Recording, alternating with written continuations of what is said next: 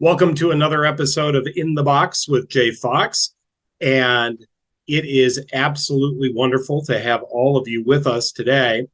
And we wanted to let you know that we have a celebrity with us today. Say hello to Ted Yoder, who is the hammered dulcimer god, the Bella Fleck of the hammered dulcimer. And there is one hammered dulcimer behind you. How are you? I'm doing well. How are you? I'm doing fine. As always, our assistant Antoinette is with us. And the first question that she has is, Ted, if you met a stranger on the street and you said you played the hammered dulcimer, they would likely ask you, what is a hammered dulcimer? How would you describe this musical instrument? Well, probably the easiest way, as I usually tell people, it's the love child of a piano and a drum set. Um, Okay. so it's you hit it with two hammers, much like you're holding drumsticks, but it's like the inside of a piano laid on its side. So that's kind of the easiest way I know how to describe it to people. Now, a lot of people start their musical careers with a recorder, a flute, a violin, or the piano. How did Right. you find your way to the hammered dulcimer? There was there was a musician back in the 80s and 90s by the name of Rich Mullins, Okay. and I had I had heard the hammered dulcimer on his recordings. Of course, back in the 80s, I thought it was a synthesizer because that's what everybody used. And so but then once I saw him play it in concert, I was just totally mesmerized and captivated. But it took me, oh gosh, 10 to 12 years to even find one after that. And where did you end up finding your hammered dulcimer? Actually, not until after I got married in 1997. My wife and I moved down to Russellville, Arkansas to hang out, get away from family, and just, start our marriage down there. And we had some music friends down there, and we heard of this little town called Mountain View, Arkansas. And my wife had heard through the grapevine that there was a little store up there that had a hammered dulcimer in it, and so she took some leftover wedding money and went and bought me a hammered dulcimer. Now, we know that a good piano can cost thousands and thousands of dollars. What's the ballpark cost of a hammered dulcimer?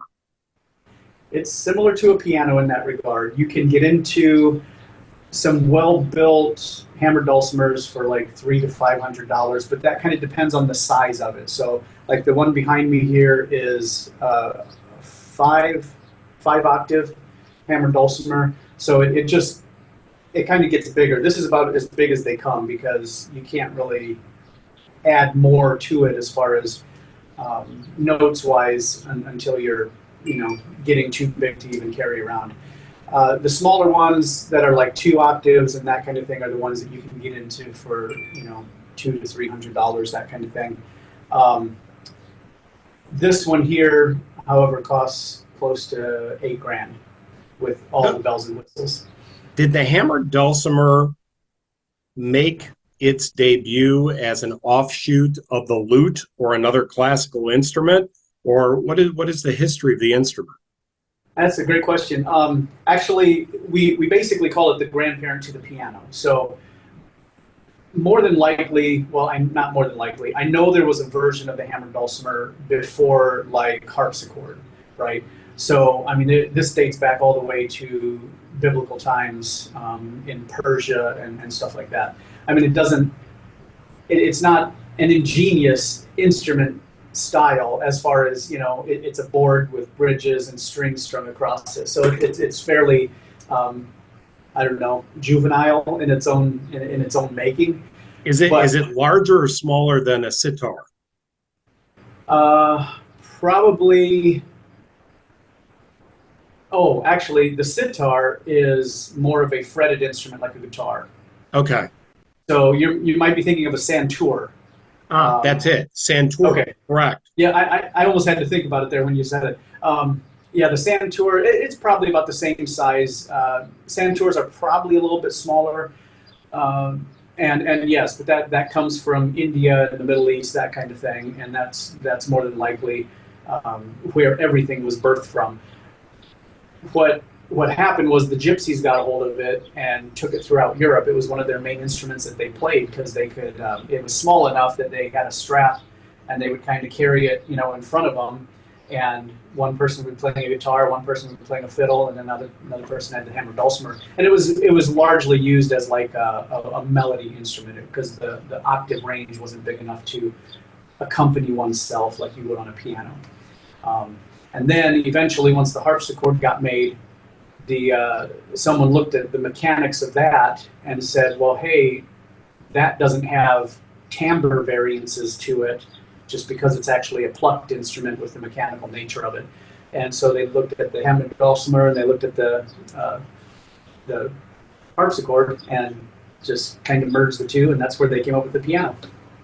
What genres of music will you find the hammered dulcimer participating in? Because when you say Bella Fleck, that lends itself to a different discussion, but I would imagine that there is one form of music that it is most germane to. Sure. Yeah. Not knowing that there was a general sound that you played on a hammer dulcimer when I got into it, most people call it mountain music. Turkey in the straw, whiskey before breakfast, that kind of thing. Oh, don't threaten us with a good time. Was it? Right. So, not knowing that was part of its history, I came to it as a piano player, playing, Billy Joel, Elton John, whatever rock and roll stuff I learned on the piano.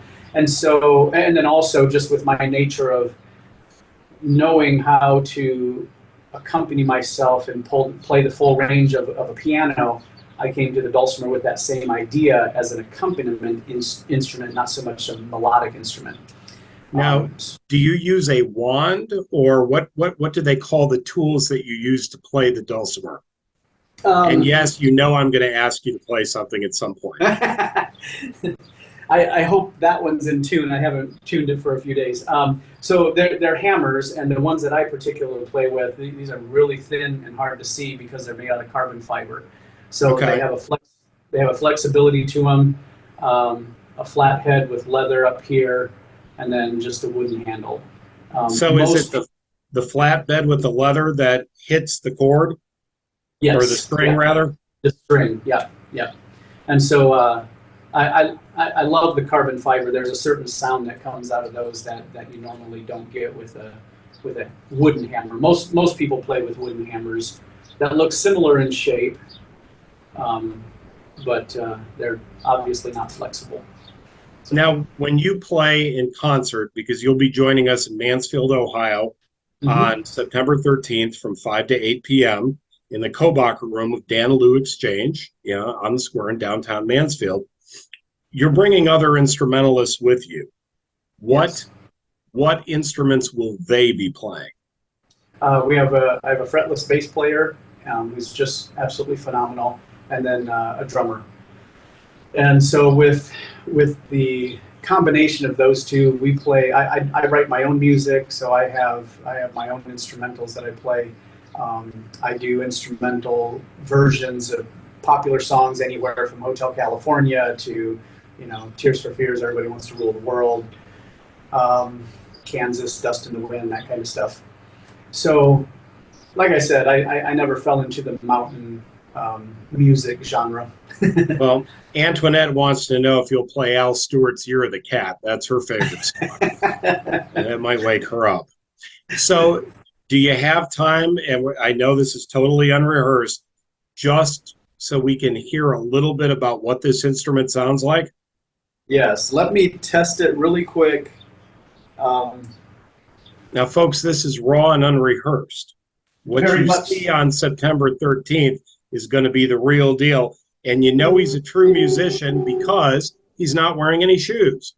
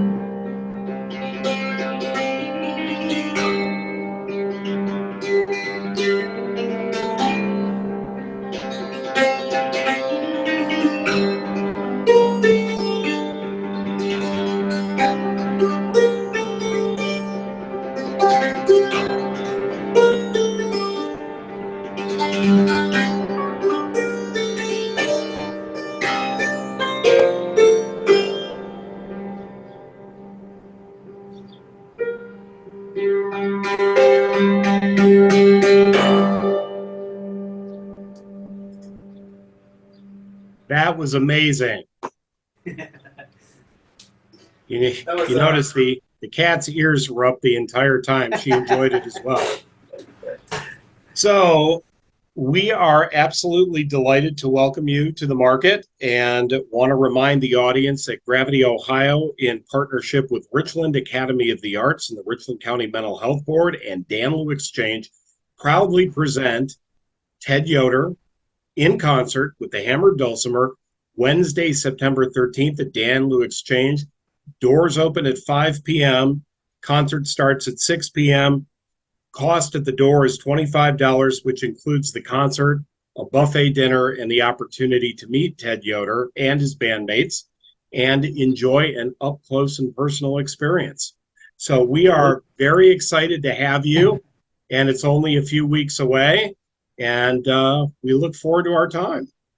I'm super excited to come out there. Thank you, Jay. All right, Ted, thanks so much for joining us today. This has been In the Box with Jay Fox.